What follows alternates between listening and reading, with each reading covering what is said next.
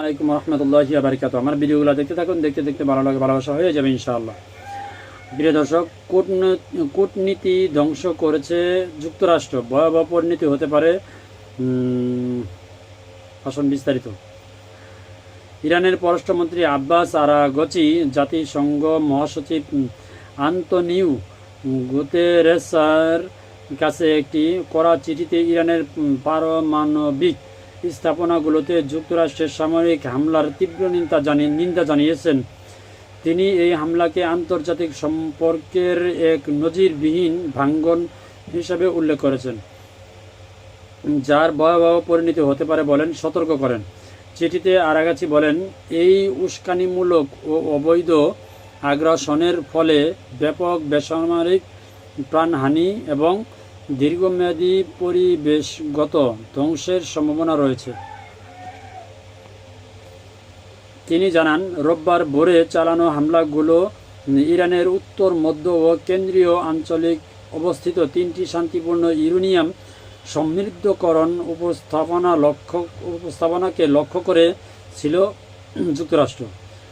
ইরানি পররাষ্ট্রমন্ত্রী জাতিসংঘ মহাসচিবকে স্মরণ করিয়ে দেন, এই হামলা চালিয়েছে এমন একটি দেশ যার পারমাণবিক অস্ত্র আছে, আর যে দেশের উপর হামলা হয়েছে ইরান, তার কোনো অপ্রচলিত অস্ত্র নেই এবং তার পারমাণবিক কার্যক্রম জাতিসংঘ পারমাণবিক সংস্থা IAEA এর পূর্ণ তত্ত্বাবধানে পরিচালিত হচ্ছে।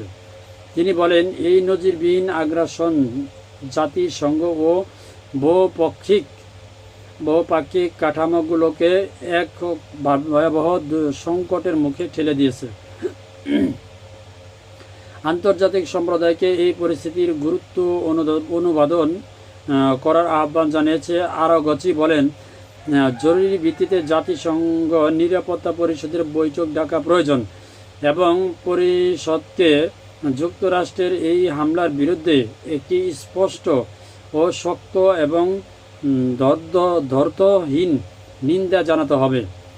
আরাগচি এই হামলাকে একজন যুদ্ধাপরাধীর পক্ষে পরিচালিত অপরাধমূলক হামলা বলে আখ্যা দেন।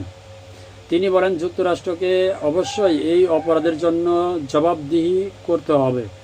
তিনি ইসরায়েলের প্রধানমন্ত্রী নেতানিয়াহুকে উল্লেখ করে বলেন, একজন যুদ্ধাপরাধী যিনি বর্তমানে আন্তর্জাতিক অপরাধ আদালতে গ্রেপ্তারি পরোয়ানার মুখে রয়েছে, তার নেতৃত্বে পরিচালিত সরকারকে সহায়তা করতে গিয়েই যুক্তরাষ্ট্র এই হামলা চালিয়েছে।